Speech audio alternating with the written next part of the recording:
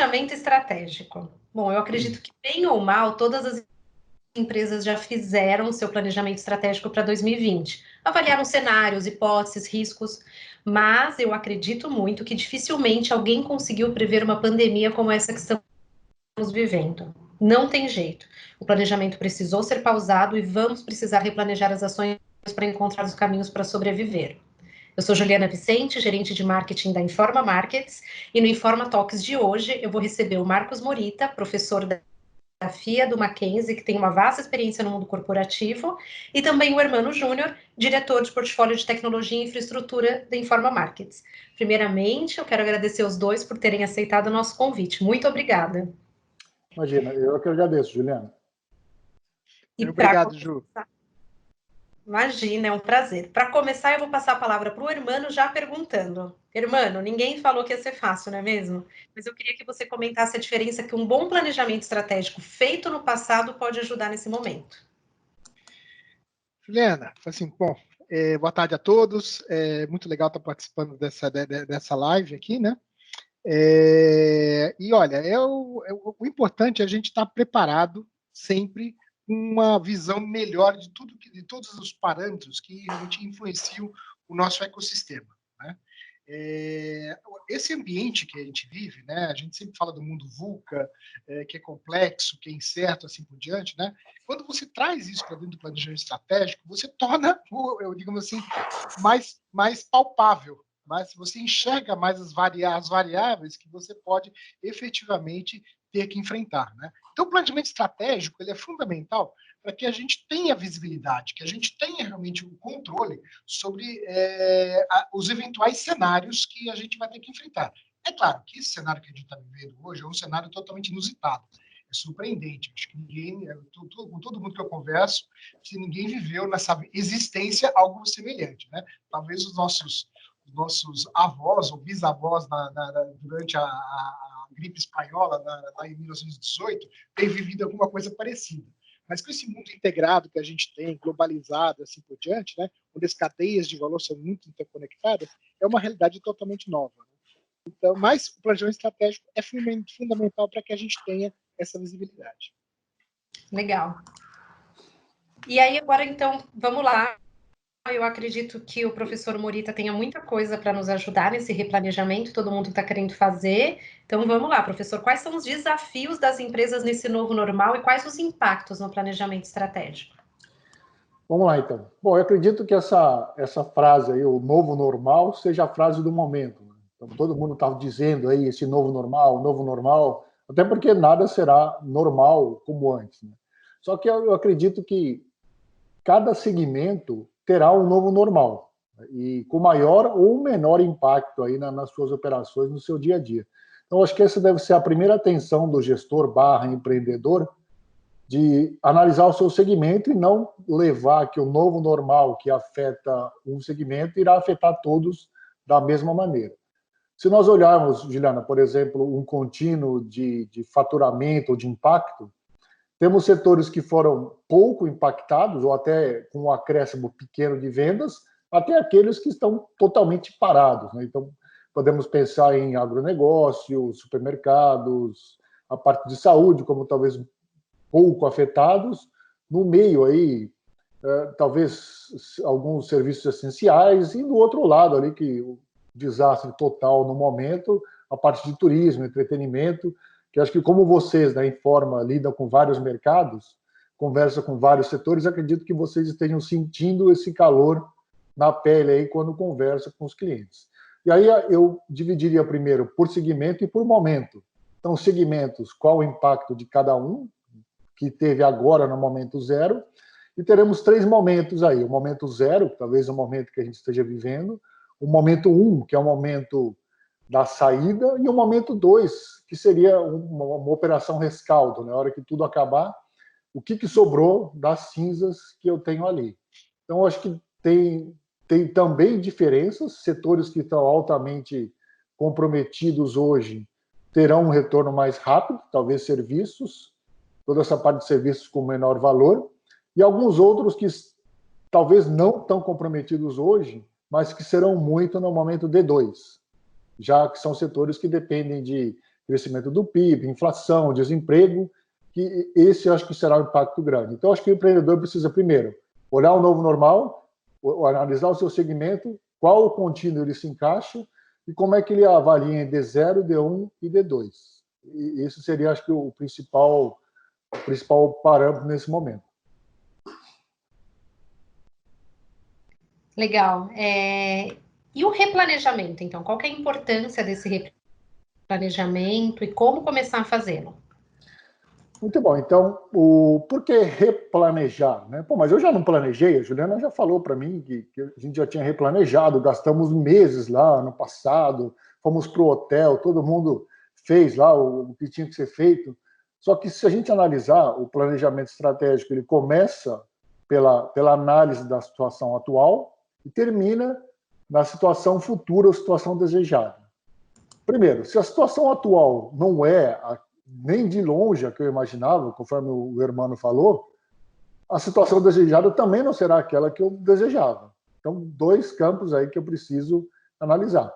E o principal, um dos pilares do planejamento é a análise externa, né? Que é a análise do ambiente, que esse, se nós olharmos, nada se parece com o que era em 2020. Então, não adianta, seria como se eu tivesse fazendo uma expedição, uma caça ao tesouro, num terreno que foi todo mexido. Então, as coordenadas mexeram, então, praticamente, eu estou indo buscar um tesouro que já não está mais lá, ou que aquele caminho já não serve mais. Então, por isso que eu preciso replanejar. E aí, uma ferramenta que nós utilizamos bastante no planejamento é a matriz PESTAL, que ela é usada para analisar o ambiente externo. A PESTAL seria analisar as variáveis políticas, econômicas, sociais, tecnológicas, ambientais e legais. Então, aí estão as 6 letras da PESTAL. Se você me permite, Juliana e Hermano, eu trouxe aqui um material que eu queria compartilhar com as pessoas que estão nos ouvindo, que é uma visão de um resumo de vários planejamentos que eu fiz no final do ano passado, uma visão bem geral, até porque cada segmento tem a sua especificidade, mas era uma visão de como é que as empresas achavam que seriam o seu ambiente externo, de uma maneira macro, no final daquele ano, nessas 6 dimensões. E aí, com vocês, eu gostaria de construir 2020 e depois fazermos um paralelo de como é que está hoje, para nós vermos como é que tudo mudou. Posso fazer? Claro! Por favor. Então, vamos lá. Então, deixa eu compartilhar com vocês. Eu estou compartilhando aqui. Muito bom. Então, não sei se vocês estão enxergando agora. Sim. Sim? Então, essa matriz aqui, eu sei que vocês dominam bastante, mas para as pessoas que não o fizeram ainda, nós temos aqui 2 eixos, né? No eixo X seria o impacto que essas variáveis teriam no nosso negócio, e aqui a probabilidade de ocorrência. Então, aqui uma probabilidade baixa, 10%, uma probabilidade alta, 10%. Aqui seria o lado das ameaças, o lado das oportunidades. E médio, baixo e alto, médio, baixo e alto impacto. Então, no cenário interessante para uma empresa, estaria nesse pedaço aqui, onde eu teria oportunidades altas com uma alta probabilidade de ocorrência. E o pior cenário estaria aqui, onde eu teria altas ameaças com impactos altos também. E aqui seriam, pelas cores, código de cores, variáveis políticas, econômicas, sociais, tecnológicas, ambientais e legais. Então, vamos considerar o final de 2020. Uma das principais oportunidades que as empresas viam naquela época, está aqui, naquela época, né, faz tanto tempo, nem 6 meses, mas... Então, aqui, reforma tributária. Todo mundo acreditava que essa seria algo de alta probabilidade, que teria um alto impacto no negócio, simplificando, trazendo mais dinamismo para a economia. Uma outra reforma também que as pessoas colocavam como um impacto alto, não tão alto, mas uma probabilidade alta, era a outra reforma, que era a reforma administrativa, até para desinchar o Estado e sobrar mais dinheiro aí para investimentos. Então, eram duas do ponto de vista político, eram as duas grandes oportunidades que estavam na agenda aí do Congresso até o começo do ano. Vamos olhar agora algumas variáveis econômicas. Aqui, a gente via um PIB projetado em torno de 2%. Se pegarmos o relatório Focus ali do final do ano, era 2, alguma coisinha, 2,5%. Para quem cresceu 1,1 nos últimos anos, era mais que dobrar o PIB. Então, uma oportunidade que as pessoas, as empresas viam que o aumento do PIB traria aí um aumento na economia e na demanda. Uma outra item que podíamos ver é o aumento do crédito. Então, com a queda na Selic e a inflação controlada, o crédito aqui, aumento do PIB, o crédito era algo que, principalmente setores como automobilístico, imobiliário, dependentes de crédito, viam como uma oportunidade, né? Mais crédito disponível na praça. E aí, olhando aqui, o câmbio estava a exorbitantes 4,29, hoje não tanto assim, 4,20. E aqui era uma ameaça, mas o impacto alto, mas acreditava-se que o dólar não dispararia tanto mais quanto assim. Então, mais ou menos na metade aí. Políticas econômicas. Vamos para as sociais. Com relação às sociais, opa, está andando aqui.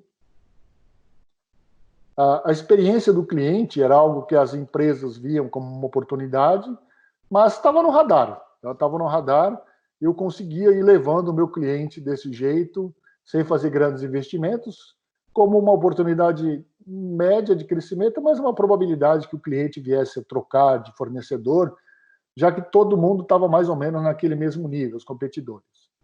E aí, por outro lado, aqui, a questão da sustentabilidade, as empresas viam como uma ameaça, sim, clientes mais preocupados com que a empresa se preocupasse mais com a sustentabilidade, não apenas do ponto de vista de propaganda, mas de fato.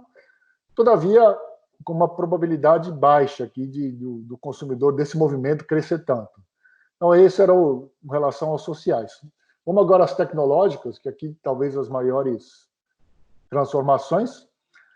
Muitas empresas aqui querendo investir na transformação digital viam como uma das maiores oportunidades, mas custa caro, custa dinheiro, e muitas aqui estavam ainda avaliando quando fariam e de que maneira fariam. Aqui vale todos os setores. Né? No mundo da educação, por exemplo, ter uma plataforma digital custa muito. Então, algumas empresas preferiam seguir com algumas soluções mais caseiras, só para citar um exemplo aí. Então, isso vale para quase todos aí. E aí eu coloco dos dois lados que transformação digital pode ser uma oportunidade, se a empresa está se preparando, como uma ameaça, caso ela não tenha feito nada. Então, mais ou menos na mesma linha aqui. Se eu pensar na questão da omnicanalidade, que será atender o meu cliente através de vários canais, ou seja, o que hoje ocorre, ele compra na web, tira na loja, compra na loja, tira em outro lugar, era algo que, oportunidade também, o varejo muito forte, outros setores nem tanto, e aqui também, mais ou menos, na mesma maneira, desse lado aqui, a omnicanalidade.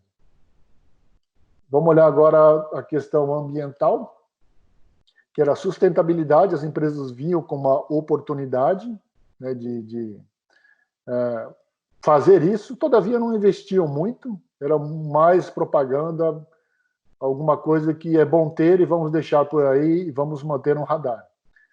Agora, olhando ambiental, esqueci uma aqui, uma tecnológica, essa aqui mais específica de um segmento, que era a telemedicina. Então, era uma oportunidade alta, porém com impacto, uma probabilidade não tão alta, já que existia uma série de leis e requisitos que deviam ser cumpridas aí.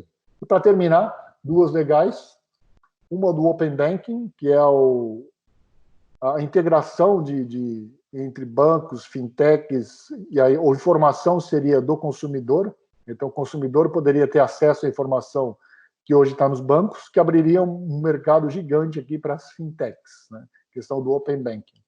E uma outra ameaça aqui da legal seria a Lei Geral de Proteção de Dados, que a princípio, se não me engano, está para 31/8, ou já foi postergado, mas eu acredito que esse era o tema da hora.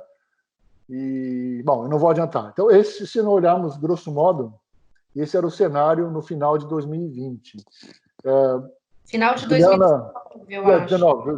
19, isso aí. Juliana, Hermano, alguma coisa diferente que vocês queiram colocar ou, em linhas gerais? Não, é exatamente isso, professor. A gente trabalhou muito esses aspectos, né? Dentro desse cenário também de tipificação de empresas e segmentos, né? Mas basicamente é isso mesmo. Legal. Então, de novo, né, esse é um cenário geral. Vamos ver rapidinho o que aconteceu. A reforma... Opa, está andando aqui, vamos lá. Então, se eu pegar a nossa reforma tributária, o impacto é grande? Mas, galera, a probabilidade que isso ocorra esse ano ainda caiu aqui para baixo, né? Desceu. Se eu pensar no crédito, de oportunidade virou uma ameaça, né? Porque os bancos hoje, que eu estou nacional de implência, com certeza fecharão as torneiras do crédito aí. O PIB de 2, com certeza nenhum nós vamos atingir, então virou uma ameaça, né? E o câmbio, os nossos bons 4,20 já chegaram a quase 6, então ele subiu aqui, né? Olhar aqui a Lei Geral de Proteção de Dados, acredito eu que será postergada também. E se olhar o Open Bank aqui também, que é algo do BC, vai cair também, que talvez não seja prioridade agora. E o que subiu? Transformação digital, assunto do momento.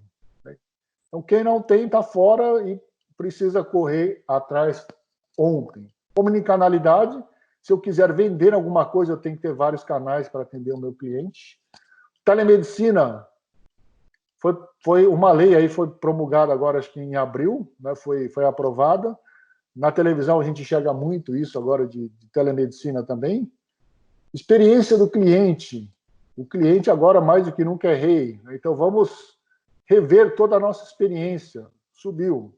E a sustentabilidade, basta a gente ligar a televisão e ver o que as empresas estão fazendo. Investindo milhões e milhões, não só em produtos, mas também em investimento. Então, isso mudou. As empresas têm que ser, de fato, sustentáveis. E se nós olharmos aqui, os clientes também agora, no D0 e acho que no D1, vão se preocupar muito mais com essa questão da sustentabilidade. Se a gente pensar aqui também omnicanalidade, ameaça grande para quem não tem, transformação digital também aqui em cima.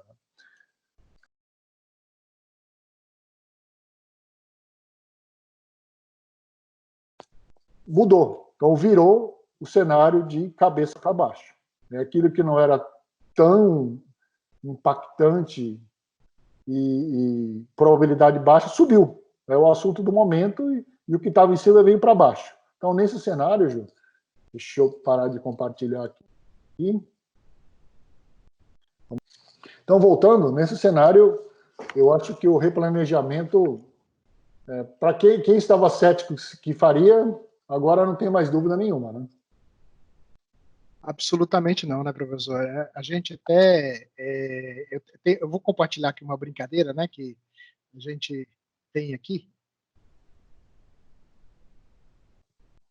Vocês estão enxergando já? Ainda não. Sim, eu estou. Acho que o professor ainda não.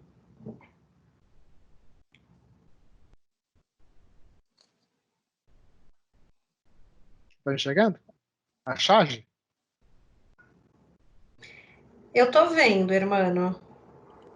Bom, basicamente é uma bola de munição chamada Covid-19 vindo contra um prédio onde as pessoas estão reunidas, né, falando que a transformação digital estava a anos de distância deles, que eles não precisavam se preocupar. Né? Né? Então, e é bem esse cenário que a gente enxerga. Quando eu começo a conversar, eu tenho conversado com vários segmentos aí como o professor citou, a gente fala com vários segmentos, não só dos que eu tenho mais contato agora, que é tecnologia, varejo, construção civil, transportes e logística, mas a gente tem visto que quem estava mais preparado, efetivamente, para a transformação digital, conseguiu reagir mais rapidamente. Estava conversando com o pessoal do Pão de Açúcar, né, da GPA, eles falaram que eles tiveram que reprogramar a forma de trabalhar no centro de distribuição. Isso só foi possível porque eles já tinham um projeto de transformação digital em curso. Né? Ontem, o secretário das Telecomunicações, do MCTIC, ele colocou que o Ministério ele conseguiu evoluir nesses 2 meses praticamente 5 anos do planejamento de transformação digital que eles tinham. Então, essas temáticas de transformação digital, elas são fundamentais para que a gente possa efetivamente trabalhar nesse novo cenário. Tá? E eu acho que isso, dentro desse novo normal que a gente falou, vai ser um aspecto muito importante. Né? E aí vem a próxima pergunta, professor. O que vai ser fundamental priorizar nesse novo processo de replanejamento que a gente vai ter que enfrentar agora? Legal. Então, primeiro, acho que a tarefa aí de todo gestor ou empreendedor refazer a sua pestal, ver o que é as novas oportunidades e ameaças no setor, e aí trabalhar naqueles quadrantes superiores, né? Ameaças altas, alto impacto e alta probabilidade, e oportunidades alto impacto e alta probabilidade. São esses os novos vetores aí. Importante citar também que essas análises externas, né, essas variáveis externas, podem influenciar também as variáveis internas, ou seja, os fatores críticos que nós chamamos, né, os fatores pelos quais os clientes escolhem determinadas empresas de produtos / serviços. Então, vamos imaginar, no final do ano passado, se eu estivesse fazendo um planejamento para um banco, uma fintech, talvez os fatores pelos quais os clientes decidissem fossem taxa de juros, tarifas, facilidade de fazer negócio. O banco talvez ainda dissesse, eu preciso de agência física para atender os mais idosos. E as fintechs poderiam dizer, para mim os clientes não estão mais preocupados com marca. E hoje? Eu não conheço a fundo esse setor, mas eu leio alguma coisa. Talvez os idosos tenham aprendido a mexer em canais digitais. Eu tenho algumas experiências pessoais. Existe até algumas propagandas na televisão bem engraçadas. Então, aquela história de que idoso precisava de agência, talvez não precise mais. E investidores buscando segurança. Isso veio uma pesquisa do Google, que muitas pessoas procurando segurança em investimentos. Talvez, nesse momento, uma marca tradicional de um banco possa ser algo importante nesse D+2 aí. Analisando a educação, então, antes da pandemia, as instituições pudessem se gabar. Temos os melhores professores, a melhor localização, as melhores instalações curriculares. Talvez no pós-pandemia, os alunos procurem por instituições ágeis, que tenham uma plataforma potente e robusta, de boa usabilidade, uma boa oferta de cursos rápidos, que eu aprendi agora, na pandemia, a fazer curso rápido. Então, acho que uma mudança geral, tanto interna quanto externa. Né? E no geral, só para terminar essa pergunta, os gestores, acredito que muitos deles trabalhando KPI, metas, objetivos, mas de nada adianta trabalhar metas, KPIs, objetivos, se a estratégia principal mudou. Então, de novo, a necessidade de se reprogramar ou de replanejar. Não, esse é um fato, professor. Inclusive, a gente aqui dentro da Informa, né, a Juliana sabe muito bem disso, né, que a gente está acostumando a trabalhar nessa nova realidade da distância. Né? E a gente percebeu que a gente, apesar digamos, da necessidade do contato humano, né, nós ganhamos muito em termos de disciplina, em termos de outros aspectos que o trabalho à distância nos traz. Né? E aí a gente surge a próxima pergunta, né? Como é que, nesse mundo de incertezas e com essa questão da distância entre as equipes, né, como é que a gente pode realmente trabalhar para fazer um bom replanejamento? Legal, então acho que algumas pessoas que devem nos escutar aqui falam, mas caramba, eu estou agora no ditado, né, vendendo o almoço para poder pagar o jantar, como é que ele quer que eu pare e faça o replanejamento? Não, né, calma. Eu acho que ainda a gente está no meio da tempestade, né?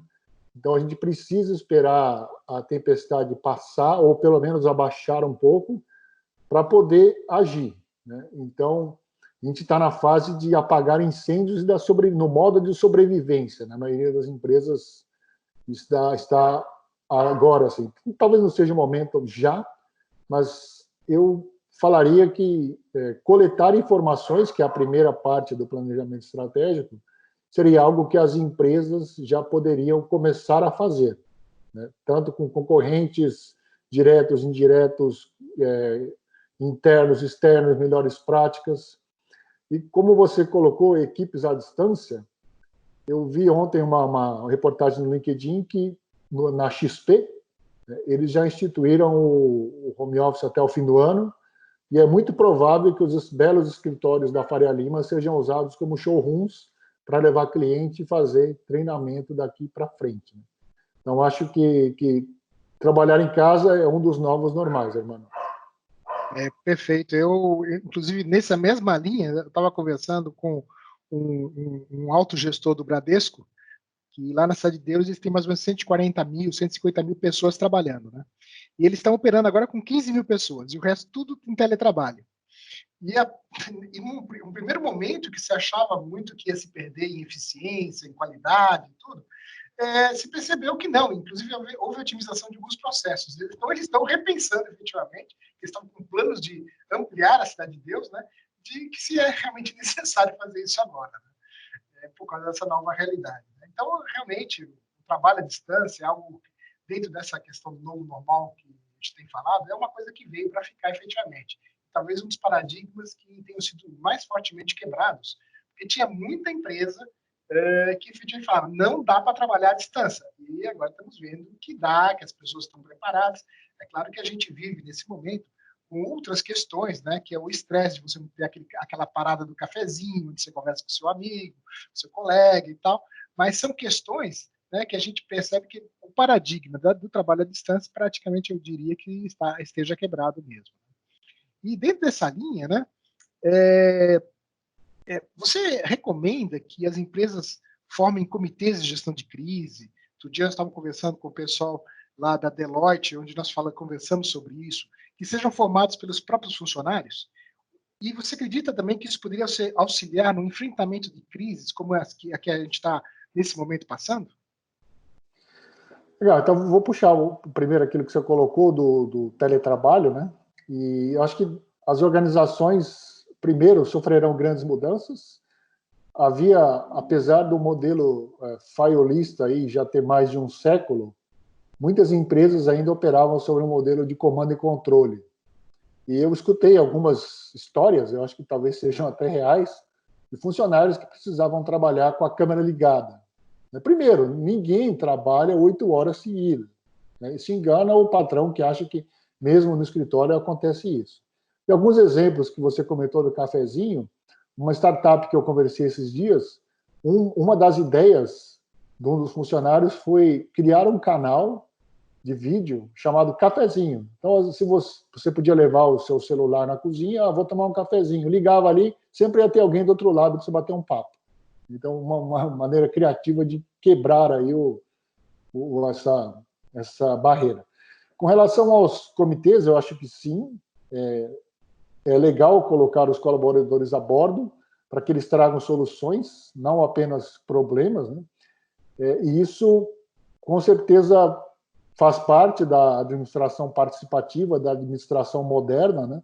Onde os funcionários precisam trazer soluções. E talvez eu sugeriria criar por grupos, dentro da Pestal, a gente poderia criar subgrupos, né? Com pessoas de várias especialidades, de várias áreas, onde cada um poderia estudar um pedacinho ali uma variável específica. Um pegaria mais do ponto de vista político, outro econômico, social, o outro teria mais contato com clientes, nesse momento de zero aí que a gente está passando na tempestade. Então, todo mundo coletando informações. Seria legal também, porque em tempos de crise, o clima, não no escritório, né, mas o clima fica bem chato, né, já que todo mundo só passa o dia resolvendo o problema e apagando incêndios. Então, trabalhar em algo que possa ser construído no futuro, eu acho que melhoraria muito o clima aí das pessoas. Então, respondendo os 2 pontos, sim, e sim para os 2. Perfeito, perfeito. O professor, você colocou um pouquinho atrás a questão da educação, né? E uma das coisas que a gente tem conversado bastante, né, internamente dentro da Informa, mas também com outros parceiros de mercado, né, a questão da capacitação da mão de obra para esse novo momento, né? Seja em termos de estar acostumado com todas as ferramentas que a gente está usando agora de teletrabalho, né, assim como também em termos de preparação para novos desafios que virão pela nossa frente em função da transformação digital, né? Como é que você enxerga essa questão da capacitação e a relevância dela nessa nossa nova realidade? Pergunta bem relevante, Armando. Desculpa. Eu dou aula há não tanto tempo, entre 10 e 15 anos, e além de aulas presenciais, eu já tinha gravado feito muita curadoria para cursos em EAD, onde você escreve o conteúdo, depois grava de maneira assíncrona. Porém, aulas online, eu não tinha experiência, não, né? E aí, eu senti, logo na primeira vez que eu entrei, né, tive que dar uma aula online no começo da quarentena, e senti o drama. Falei, caramba, não foi legal. Tive que correr atrás, fiz um curso achei um curso de como dar aulas online. Foram 4 dias, muito intenso. E eu acho que hoje, lógico, né, longe de ser um expert nisso, mas eu precisei estudar, aprender a fazer o Zoom ficar meu amigo. Aprendi técnicas de que não adianta você falar mais do que 10 minutos, ninguém vai prestar atenção, que a aula você tem que fazer vários picadinhos, e cada ação que você tomar, você tem que ir narrando o que você faz, ou seja, dicas que, como você bem colocou, as pessoas precisam estar capacitadas para esse novo momento, que são habilidades e competências muito diferentes.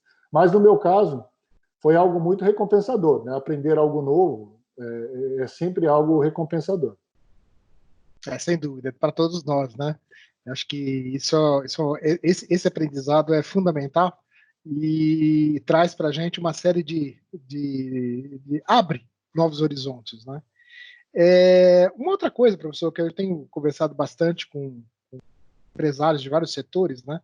E é interessante porque eu me lembro retornando à década de 90, né? Período aquele processo de privatização que começou a acontecer no país, né?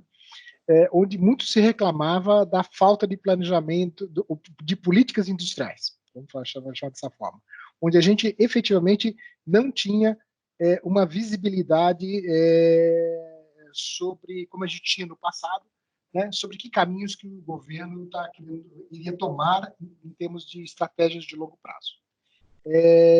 Aí isso, em função dos investimentos, a gente viveu boas ondas de investimento, tudo, isso acabou caindo em desuso, mas mais recentemente eu tenho ouvido muito isto de empresários, né, falando com o pessoal de várias associações, né, Sinditele Brasil, da Abimac, assim por diante, eu tenho ouvido falar muito disso, sobre a carência de uma política industrial. E, recentemente, numa apresentação do general Braga Neto, lá do gabinete do governo federal, ele apontou efetivamente que nós, no Brasil, temos uma carência de planejamento estratégico por uma questão cultural. O que você acha disso? Eu acho que está perfeito, né, que essa questão do primeiro colocado no industrial. Eu estava estudando outro dia para um curso que eu ia fazer sobre inovação e novas economias, a questão da indústria 4.0, né? Acho que você é um grande especialista aí. E conversando com alguns especialistas, a mesma coisa também, né? Que não existe, como na Alemanha, onde tudo começou, não existe aí uma visão de longo prazo do governo, aonde se quer chegar. E isso acho que atrapalha muito, não só na indústria, mas acho que principalmente na indústria, né, que os investimentos são mais longos e os ciclos mais longos, os investimentos precisam ser melhor estudados, né, até por causa do retorno. Eu vejo alguma luz em alguns setores como o petróleo, né, que talvez tenham uma maior visibilidade, mas com certeza essa falta atrapalha bastante. E aí, como você colocou, nos anos 90 foi, acho que quando surgiu as agências, né, que ajudaram muito, mas que perderam muito do seu status e do seu poder nos últimos anos. Exato. Muito legal. Acho que a conversa tá boa aqui, né? Planejamento estratégico rendeu aqui. Acho que todo mundo tem muita dúvida também, mas eu vou precisar encerrar nossa conversa de hoje. Quero dizer que o professor, como sempre, deu um show aí na explicação. Eu sou fã dos modelos que ele usa. Deu vontade de refazer todo o meu pestal aqui e começar a rever cada detalhe. Acho que o Urbano Vamos fazer, Ju. já está se coçando. E espero que quem está assistindo também tenha ficado com a mesma vontade, porque foi muito positivo e essa era a ideia, né? Mostrar que estamos todos na mesma tempestade, o desafio é de todo mundo, o planejamento tem que ser refeito e vamos embora, né? Vai dar certo. Professor Morita, muito, muito obrigada. Eu quero agradecer também à FIA por ter intermediado e possibilitado a sua participação. E ao Urbano, está com uma agenda mega concorrida. Obrigado por ter topado participar com a gente desse Informa Talks. Legal, agradeço vocês dois e vamos juntos aí, com certeza, sairmos melhor aí desse momento que estamos. Isso aí, obrigado a todos, foi muito legal esse papo, professor Ju, muito obrigado por ter viabilizado e vamos em frente porque a tempestade vai passar e a gente retoma em âmbito ensolarado. Obrigado. Muito bom, é isso aí. Obrigado. Obrigada, pessoal. Tchau. Tchau.